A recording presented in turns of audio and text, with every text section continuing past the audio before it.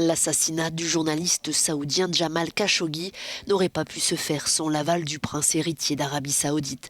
C'est ce qu'affirme le renseignement américain. Dans un rapport, il souligne que Mohammed Ben Salman disposait d'un contrôle absolu des services de renseignement, rendant très improbable une telle opération sans son feu vert.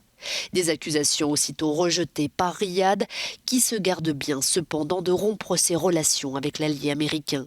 Même posture du côté de Washington. Si les États-Unis vont sanctionner certains proches du prince, celui-ci n'est pas visé. Objectif, éviter la rupture avec l'Arabie saoudite. La relation avec l'Arabie saoudite est importante. Nous avons d'importants intérêts en cours. Nous restons engagés dans la défense du royaume. Mais nous voulons également nous assurer, et c'est ce que le président a dit dès le début, que la relation reflète mieux nos intérêts et nos valeurs.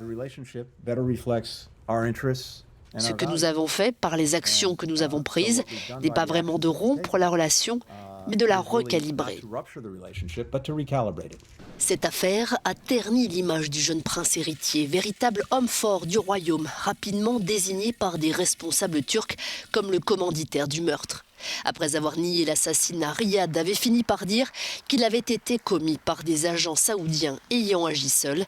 Critique du pouvoir saoudien après en avoir été proche, Jamal Khashoggi, résident aux États-Unis, a été assassiné en octobre 2018 dans le consulat de son pays à Istanbul par un commando d'agents venus d'Arabie saoudite.